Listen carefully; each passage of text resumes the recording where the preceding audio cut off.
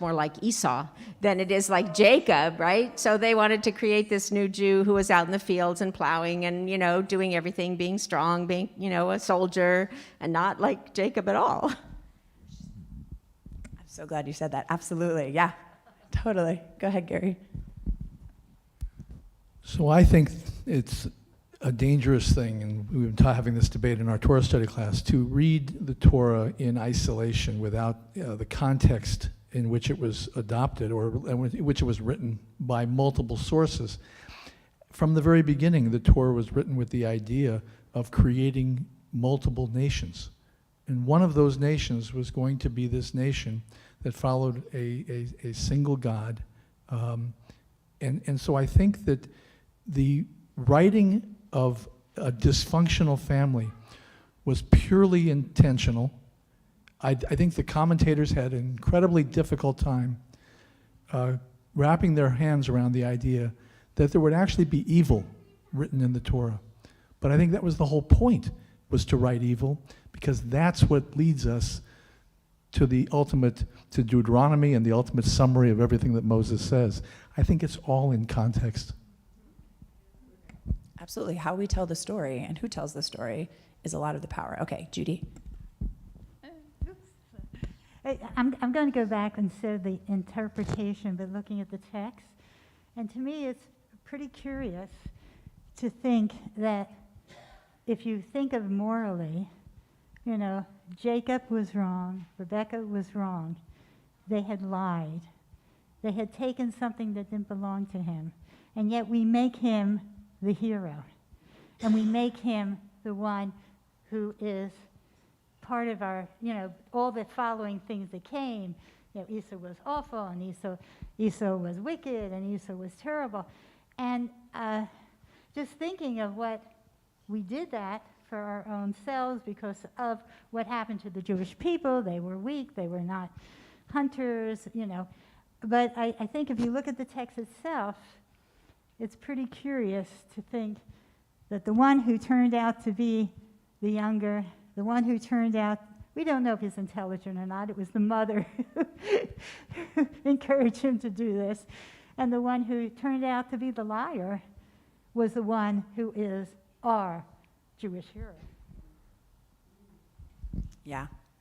Well, and again, I'm coming to you, Brian, Rebekah's actions, by the way, are instilled, that way of doing things is instilled into Jacob, and Jacob uses deceit himself in his own, pursuits going forward. I think this is kind of following up what Judy just said.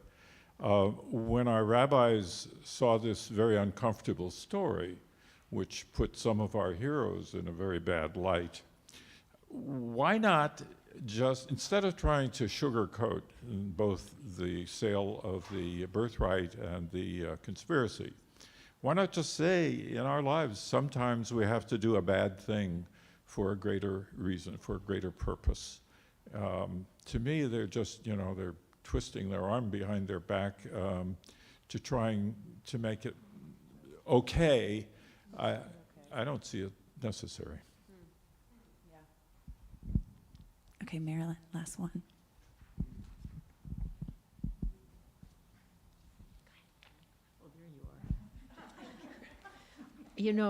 One thing that my father always taught me was never lie, because then you lose your credibility. Thank you. And he said, if you tell us the truth, we'll help you. But you lose your credibility, it's really difficult. I did lie once to my father. I thought he would kill me. He ran around the block. And he was right. I was wrong, and I never did it again. But I think that lying, as a human being, it needs to be talked about, because if you don't have the truth within you, you can lie in many different ways. And it doesn't mean what you say, it's how you behave, and there are many other ways to do it. So it's important the rabbis, or whomever wrote the Torah, had that. I don't know whether they really did, but I think it's an important idea or a concept for us in growing up as living in the world. And it's not always easy as we go through times like we're going through about even our democracy. So I just think we can bring contemporary life into the ancient, as we say. That's beautiful, Torah, Marilyn. Yes. Well, you know, what you're saying makes me wonder how, if we want to teach our children, or if we want to teach ourselves not to lie, if we say that that is one of our most important values, how do we also receive hard truths, right? Like, how do we say it's okay when our kids or when our partners or when whatever people do is not their best selves? Are we able to hold it? Do we make spaces where truth is something that we can handle? Okay, yeah. All right, Stephen, go ahead. I'm just going to invoke the memory of our beloved Rabbi Fagenson of blessed memory, who struggled with this topic all the time. And her question was, if we tell our senile mother that she has never told us that story before, even though she told us that story 2 minutes ago, are we lying? And how often does that drift into the rest of our life? And how do we set our compass against the need to lie and the need to be kind? And I don't think it's as easy as you always have to tell the truth.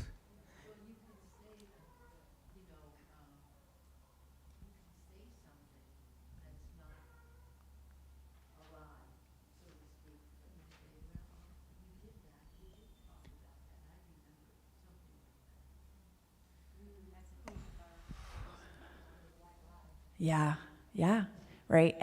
And you're right, like all of the things. Totally, and you're right, it's messy. It is very complicated. And what is the relationship between truth and kindness? Sometimes are we being kind by saying the hard thing? Are we being kind with the white lie? I mean, again, the morality of all of this is complex. Okay, I'm gonna wrap us up. Judy, okay, go quick. Wait, you need the mic though. I think that there is a kind way to say to somebody who's ailing, I've just heard you ask this question, and I'm going to answer it again for you, because I love you, Emily.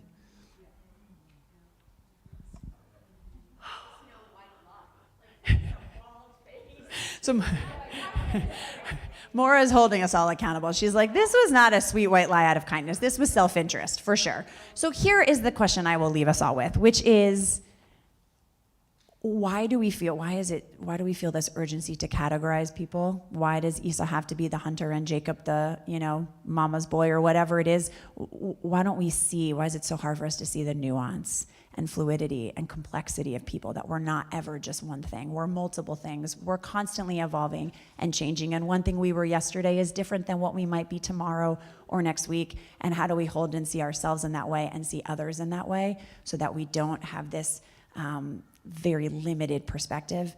And as we are together with our families, how do we think about who we villainize in our own lives?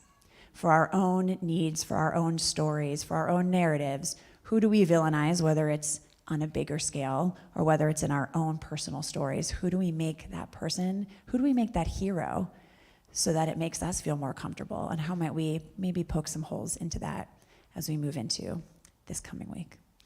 Shabbat shalom. Thank you all. Okay, I know. This Torah is not for the lighthearted. We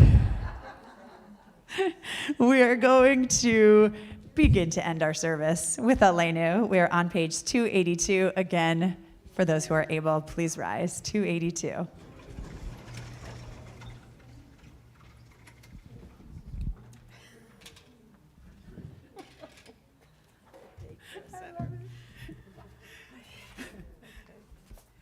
עלינו לשבח לאדון הכל, לתת גדולה ליוצא בראשית, שלא עשנו כגויי הארצות, ולא שמנו כמשפחות האדמה, שלא שם חלקנו כהם, וגור עלינו ככל המאומם. ואנחנו קוראים ומשתחווים ומודים לפני מלך מלכי המלכים הקדוש ברוך הוא. ונאמר והיה אדוני למלך על כל הארץ ביום ההוא יהיה אדוני אחד ושמו אחד.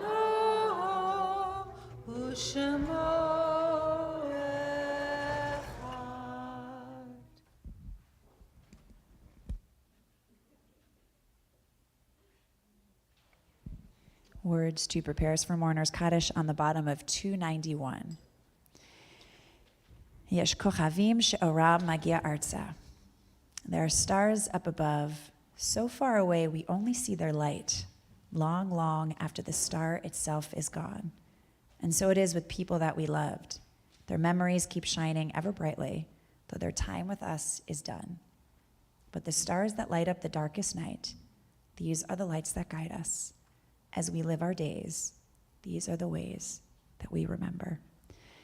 As we recite Kaddish this Shabbat, we especially remember Julius Adler, Janice Bernstein, Anita Block, Ellen M. Colley, Eve Duboff, Evelyn Ellman, Ida Evans, Mozafar Hakaka, Shirley Kaplan, Mark Kaufman, Harold Laskin, Morris Mandel, Lewis Miller, Sarah Neiman, Sarah Novak, Irving Perlis, Leah Poster, Ann Raymer, Pam Ratner, Julius Reines, Marvin Rosenberg, Cheryl Spector, Zivia Sabari, Louis Tyre, and Ralph Winkler.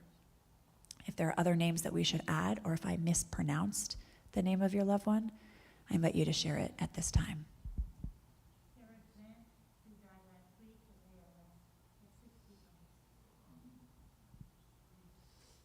Skip Schneider, the father-in-law of a very close friend of mine. The really inspiring Los Angeles judge, Judy Train.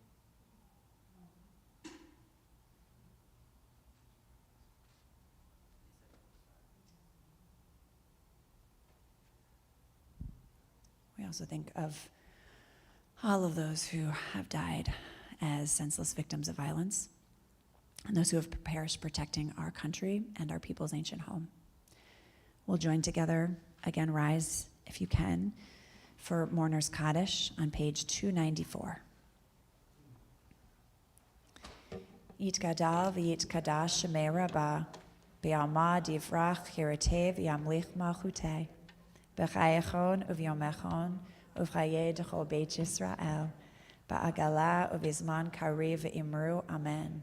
Yehei shmei rabbah mevarach leolam ulamei almaya, yitbarach v'yishtabach v'yipa'ar v'iramam v'yitnaseh, v'yithadar v'yit'aleh v'yithalal shemei dekudesha berechu, le'elam min kol birchata v'shirata, tushbechata v'nechemata, ta'amiran be'ama v'imru amen. Yehei shlama rabba min shemaya, v'chayim aleinu v'al kol Yisrael v'imru amen. Oseh shalom b'mromav, hu ya'aseh shalom, aleinu v'al kol Yisrael v'al kol yoshvei tevel v'imru amen. Zichronam levracha, may their memories truly be for a blessing.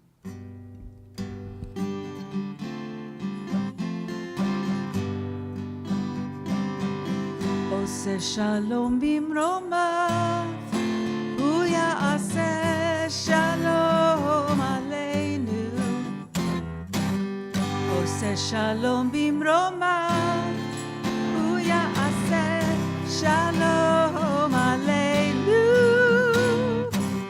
עושה שלום במרומיו, הוא יעשה שלום עלינו.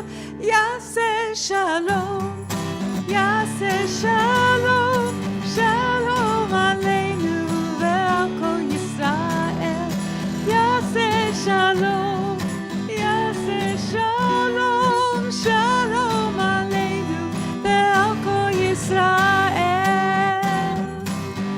עושה שלום במרומיו, הוא יעשה שלום עלינו.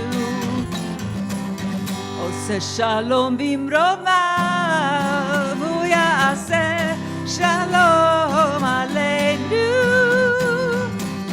עושה שלום במרומיו, הוא יעשה שלום עלינו. יעשה שלום, יעשה שלום, שלום עלינו ועל כל ישראל. יעשה שלום, יעשה שלום, שלום עלינו ועל כל ישראל. יעשה שלום, יעשה שלום, שלום עלינו ועל כל ישראל. יעשה שלום, יעשה שלום, שלום עלינו ועל כל ישראל. ועל כל ישראל. שבת שלום.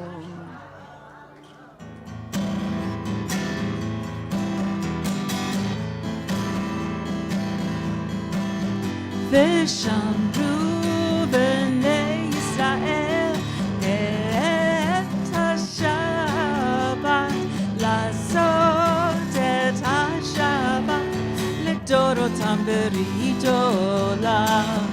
ושמרו בני ישראל את השבת, לעשות את השבת לדורותם ברית עולם. ביני ובין בני ישראל אותי לעולם, אותי לעולם, אותי לעולם. ושמרו בני ישראל את השבת, לעשות את השבת לדורותם ברית עולם. כי ששת ימים עשה אדוני, עשה אדוני את השמיים ואת הארץ. ושמרו בני ישראל את השבת, לעשות את השבת לדורותם ברית עולם. וביום השביעי שבת וינפש, שבת וינפש, שבת וינפש. ושמרו בני ישראל את השבת, לעשות את השבת לדורותם ברית עולם.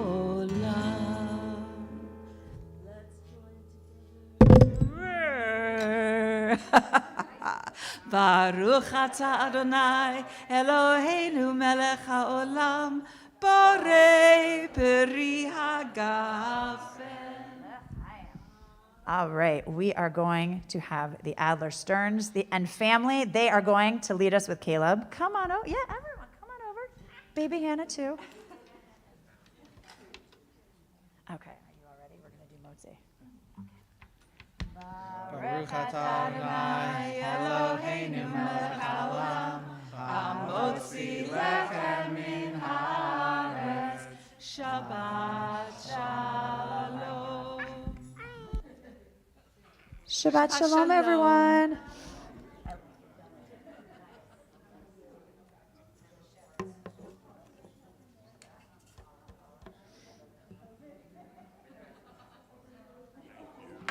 Oh, Brian, good to see you. How are you? How's your sweetheart? Give her my love. Good for her. Wish I was. I was up so early. Doing well? Yeah. It took her longer to, we moved to Mountain View. I didn't know that. We moved from a private home in January. Where Sally is? A year, yeah. Oh, nice, nice. Do you like it? I like it very much.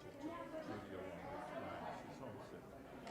Sure. She's getting, was eating with friends and was with see people all the time. Yeah. And Judy gets religion at 4 o'clock. She says, thank you, God. I don't have to make dinner. I don't have to think about dinner. I don't think later. Perfect. Because it was becoming a burden. Sure. Anyway, so it's good. I'm so happy for you. That's great. It's a good place. It is. I've been there.